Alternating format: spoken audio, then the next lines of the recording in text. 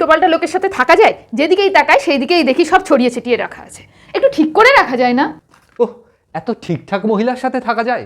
যেদিকেই তাকাই সেদিকেই দেখি সব গুছিয়ে রেখেছে। এমন গোছানোর তোরে দরকারে খুঁজে পাওয়া যায় না। তা থাকতে বলেছেটাই বা কে? ছেড়ে দিলেই তো পারো। তাইলে গ্রিন সিগন্যাল দেখাবেন উনি, আর গাড়ি চালিয়ে দিলেই দোষ?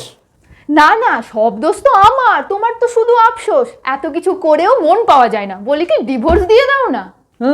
অত সহজ? হ্যাঁ, বাড়িতে কি বলবে, পাড়া প্রতিবেশী কি বলবে, বন্ধু বান্ধব কি বলবে, সমাজ কি বলবে, আর সর্বোপরি তুমি তো তখন বউ থেকে শত্রু হয়ে গিয়ে খরপোশের কথা বলবে। দেখো, তুমি সঙ্গে আছো, সার্ভিস দিচ্ছ, খরচা হচ্ছে, ঠিক আছে, কিন্তু তুমি না থেকেও টাকা দিতে হলে তো টোটাল লস।